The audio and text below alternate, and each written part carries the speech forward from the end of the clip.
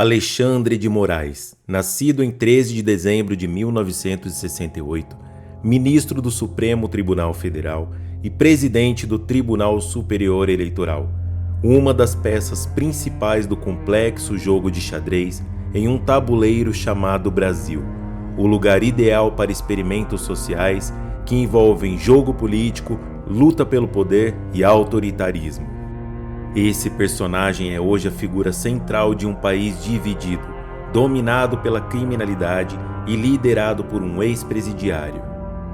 O que esperar do Brasil para os próximos anos? Que papel Alexandre de Moraes terá no futuro do país?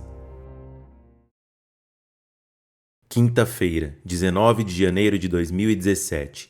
Um acidente aéreo que tirou a vida do ministro do Supremo Tribunal Federal, Teori Zavascki, relator dos processos da Operação Lava Jato, ao mesmo tempo tornou conhecida a figura de Alexandre de Moraes, o escolhido para ser o seu substituto. O experiente piloto do voo, conhecido como Mazinho, era conhecido por ser exigente, metódico e disciplinado. Além disso, conhecia o trajeto do voo como ninguém, tendo feito diversos voos mesmo com clima ruim para a região. 2 anos após o acidente, por falta de provas de sabotagem, o caso foi arquivado, mas permanece um mistério até hoje, pois o acidente ocorreu durante o auge da Operação Lava Jato e o ministro era o responsável por analisar delações premiadas de uma lista de políticos e autoridades investigadas.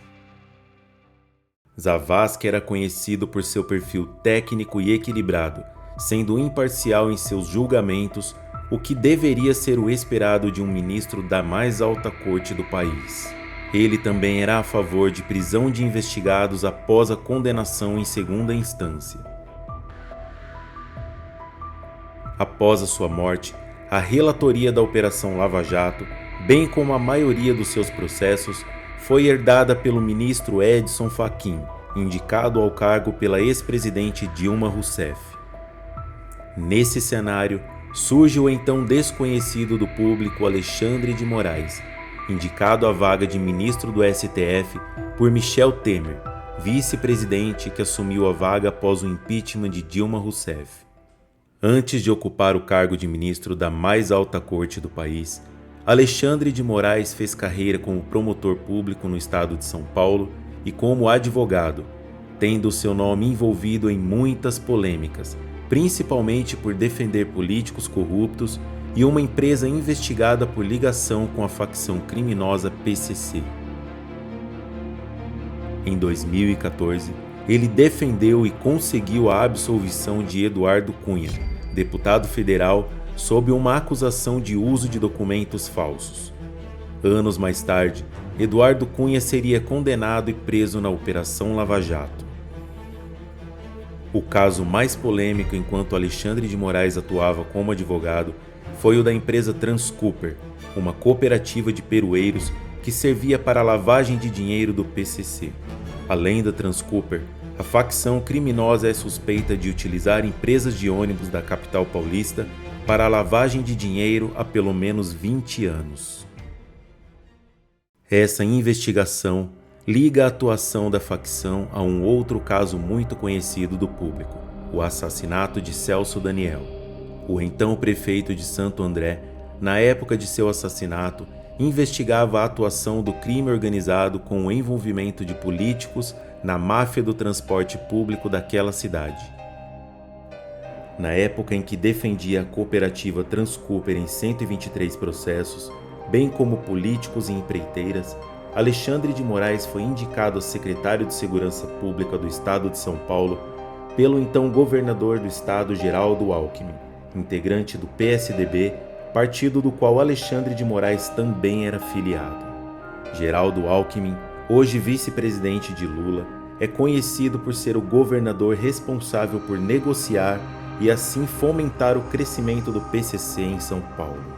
Porém, antes de assumir a vaga de Teori Zavascki no STF, Alexandre de Moraes teve passagem pelo Ministério da Justiça de Michel Temer, tendo sido considerado por especialistas em segurança pública como incapaz para exercer o cargo pois sob sua gestão eclodiu uma forte crise do sistema carcerário que tomou conta de penitenciárias pelo país inteiro e causou uma sequência de assassinatos na guerra entre facções que disputavam o poder pelas prisões.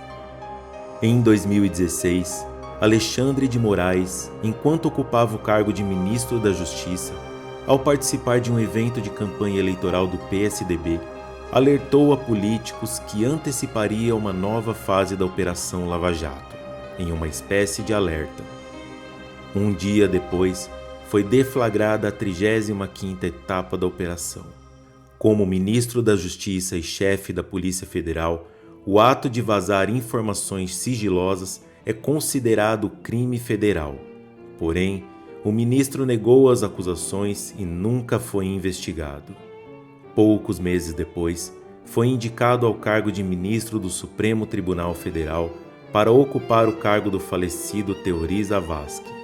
Sendo chamado de xerife e autoritário por colegas de corte, Alexandre de Moraes tem acumulado decisões vistas como parciais e políticas desde que assumiu a cadeira. A maioria de suas decisões são polêmicas e incluem a relatoria do inquérito das fake news, que investigou e puniu apoiadores do então presidente Jair Bolsonaro. Sempre tendo seu nome sorteado em inquéritos contra o ex-presidente, Moraes mais uma vez assumiu a relatoria de um inquérito contra Bolsonaro sobre a interferência de Bolsonaro na Polícia Federal. Moraes também coleciona decisões sobre o controle e regulação de mídias sociais, tendo obrigado empresas como YouTube, Telegram e Twitter a bloquearem contas de usuários favoráveis ao ex-presidente Bolsonaro, sob a ameaça de as empresas não poderem mais atuar no país. Além da atual polêmica envolvendo o dono da rede social X, antigo Twitter, o empresário Elon Musk, em que Moraes pede o bloqueio de contas de apoiadores de Bolsonaro, enquanto Elon Musk o acusa de ser autoritário e contra a democracia. Outro episódio polêmico de suas decisões ainda são lembrados. Sob suas decisões estão as prisões de pessoas doentes, idosos e com doenças crônicas, sob a alegação de que são golpistas. Um dos presos, debilitado pelas sequelas da Covid, que havia pedido liberdade, teve seu pedido negado por Alexandre de Moraes e poucos dias depois faleceu após um mal súbito. Clériton da Cunha, de 46 anos, deixou esposa e 2 filhas. O ministro não se manifestou sobre a morte. Se você gostou desse vídeo, deixe um like, compartilhe e se inscreva no canal. Um abraço e até o próximo vídeo.